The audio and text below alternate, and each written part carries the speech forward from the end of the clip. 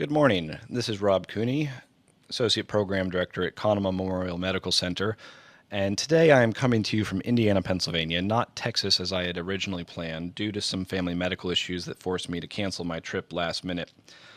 Today I'd like to add my 2 cents into free open access medical education, or FOAMed, and scholarship, and why FOAM should be considered scholarship and where we need to go to make sure that FOAM is scholarship.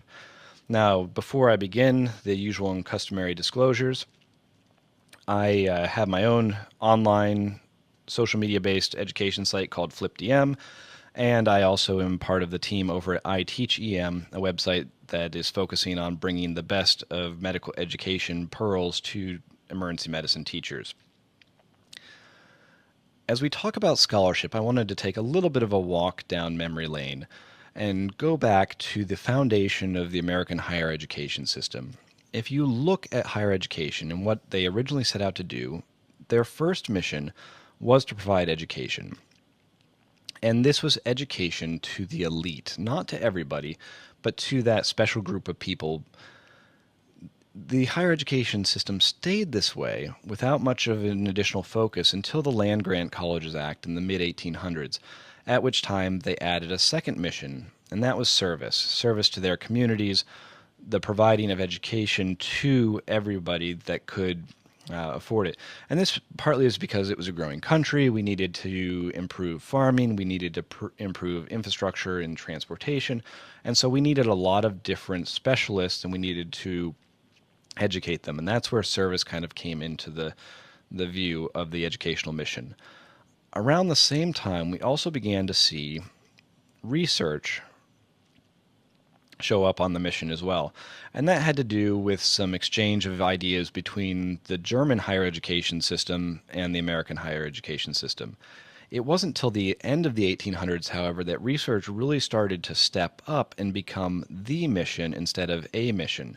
And it was in 1895 that the University of Chicago had each appointee sign an agreement that their promotion in both rank and salary would be dependent upon their research productivity and nothing else.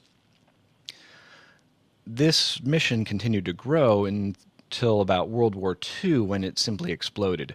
And that's because the research done in the American higher education system really helped to win the war effort, and afterwards they were able to secure government funding to continue to promote this as part of the mission, or as a critical part of the mission.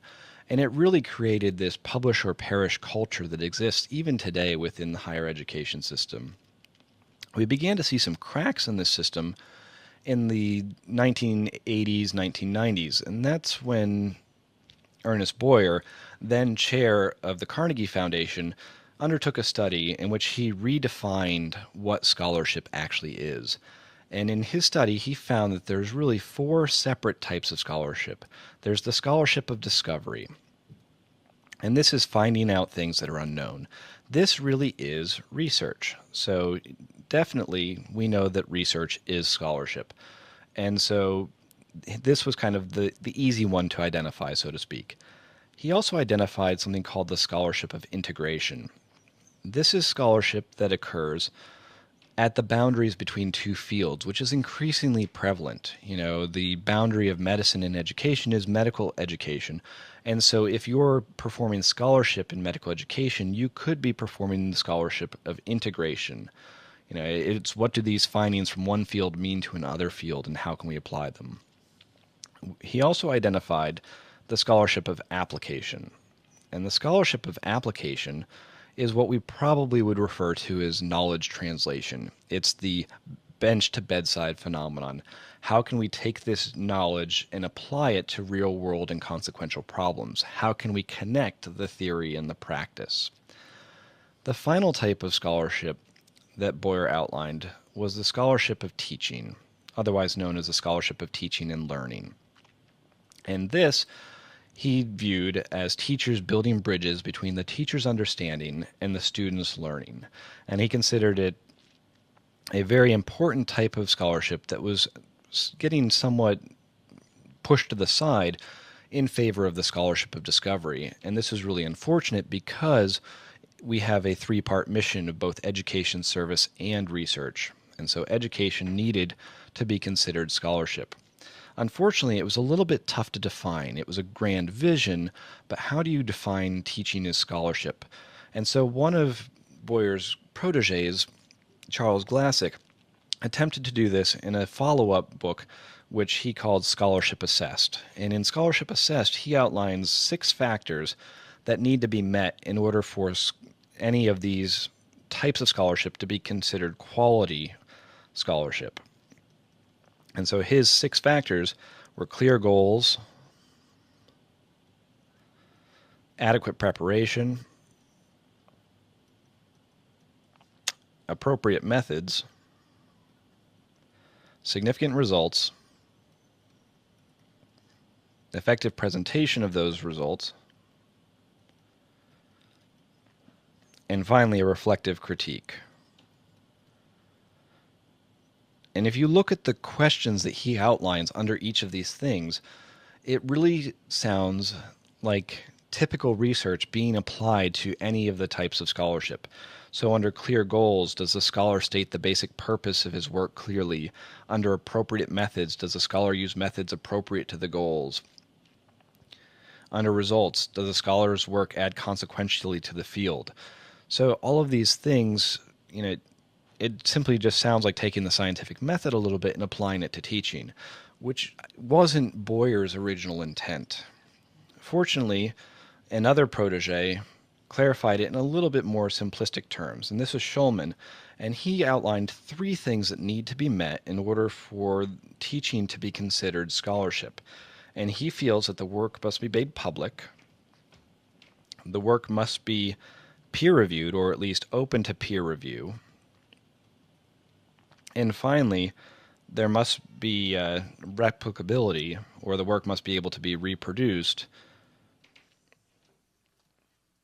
by other scholars within the field. And it's these 3 things that I think outline how free open access medical education and scholarship are going to converge.